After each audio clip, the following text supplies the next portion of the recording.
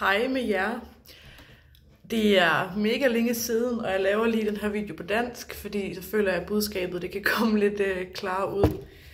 Jeg håber virkelig, I har det dejligt, og jeg ved godt, det er virkelig lang tid siden, at jeg har uploadet noget. Men det er fordi, jeg virkelig har prioriteret min egen healingsproces og min selvudvikling og hvad der nu indebærer af de ting.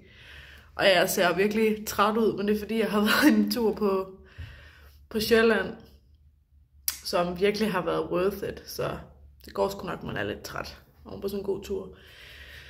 Men ja, det jeg egentlig vil fortælle lidt om, det er, at hvad vil jeg egentlig sige med den her video? Jo, jeg håber, jeg har det dejligt, jeg har det fantastisk. Jeg føler, at hver gang jeg laver en ny video, så er det som om, at jeg er et helt andet sted i mit liv, og jeg ligesom er blevet stærkere mentalt.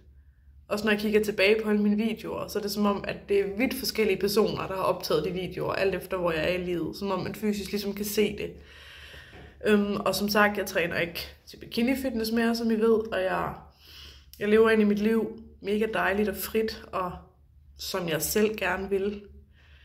Hvilket er fantastisk, og noget, der er til min sjæl.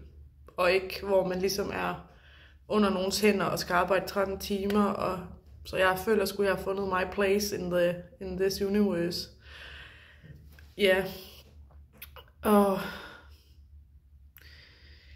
ja, jeg har det sgu bare virkelig, virkelig dejligt. Altså, der sker så mange ting i mit liv hele tiden, synes jeg, at det står sgu aldrig stille. Altså, tiden flyver afsted.